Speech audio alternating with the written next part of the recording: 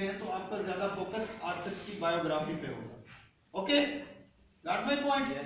अगर आप ज्यादातर देख रहे हैं उसके काम को, जैसे आप माशाल्लाह ज़हीन लोग हैं, आप किसी और चीज से वास्ता नहीं, आपका ज्यादा फोकस वर्क पे है, काम उसने क्या किया हम उसको वैल्यू देते हैं, तो आप इन दो चीजों पे ज्यादा फोकस करते हैं। फॉर्मलिस्ट, फॉर्मलिस्ट कहते हैं फॉर्म, हमें कोई बायोग्राफी से नहीं है, हमें उसकी कोई लाइफ से नहीं है, भाड़ में जाए जैसा भी था, हमें सिर्फ नॉवल से कंसर्न है, उस नॉवल या पोएट्री की फॉर्म क्या है।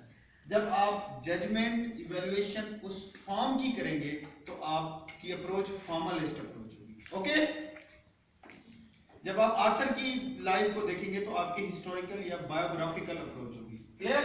रिकंस्ट्रक्शन को छोड़ दो, आपसे हैवी हैवी आप बच्चे हैं। अच्छा, ऑडियंस पे आ जाए। ऑडियंस क्या होता है? आप रीडर है ना, आपका रिस्पांस क्या है? ठीक है ना, पढ़ने के बाद आपको कैसा फील हुआ है, आपने एंटरटेन किया है, आप बोर हुए हो, आपने नहीं यार ये इट्स अ रिस्पांस।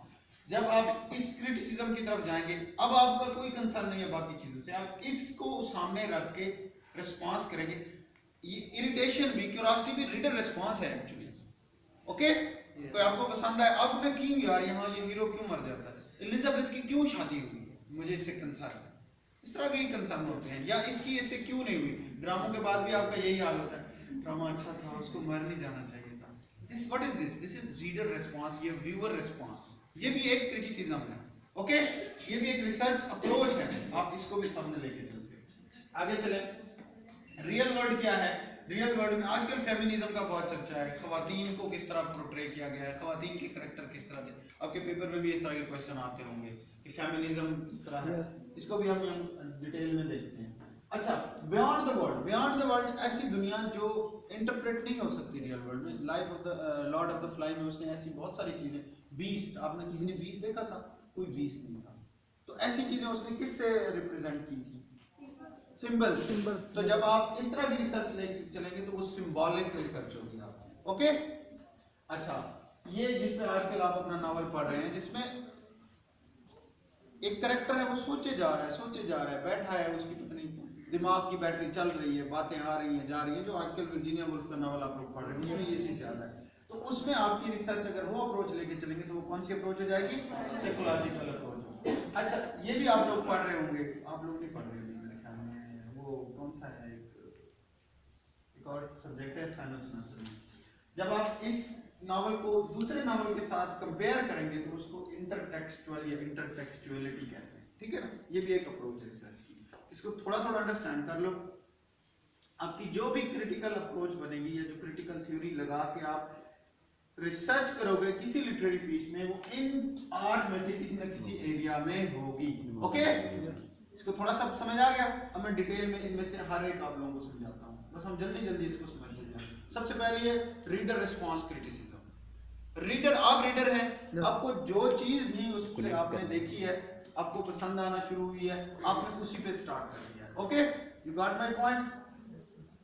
ये है 8 है, 5 है, 6 हैं, 2 दरमियान में आ जाती है। रीडर रिस्पांस है, फॉर्मलिस्ट है, साइकोलॉजिकल या साइको एनालिटिक है, सोशियोलॉजिकल क्रिटिसिज्म है जिनमें फेमिनिज्म, जेंडर क्रिटिसिज्म है, मार्क्सिस्ट है, बायोग्राफिकल क्रिटिसिज्म है और न्यू हिस्टोरिसिस्ट क्रिटिसिज्म है। हम इनको देख लेते हैं जल्दी जल्दी में, तो बहुत आसान है, इसको छोड़ें। वाटर बेनिफिट्स ये मैंने आप लोगों को मेल कर दी हैं, तीनों स्लाइड्स आपके उसमें पढ़िए। रीडर रिस्पांस क्या है? मीनिंग किसी भी टेक्स्ट का, जो लिटरेचर का टेक्स्ट है या पीस है, उस पे जो मेन रिसर्च या जो क्रिटिसिज्म बिल्ड करनी है वो रीडर ने करनी है। एक दौर आता था कि मीनिंग, लिटरेचर के मीनिंग जो है ना वो कौन देता है? ऑथर देता है या पोएट देता है। अभी हमने एक शेर पढ़ा है, कौन सा था आयशा? एक व्यू ये है कि इसके मीनिंग पोएट ने दी, वो जो बात कहना चाहता था उसने कही है। दूसरे कहते हैं नहीं, रीडर ने देने, उसकी मर्जी, वो जिस तरह इसका मीनिंग बना दे। ऐसे ही होता है ना, आपके पास पोएट या ऑथर तो साथ नहीं बैठा होता, वो तो नहीं बता रहा था मैंने ये कहने के लिए ये शेर कहा है, नो, वो तो कभी नहीं कहता। आजकल मन करनी है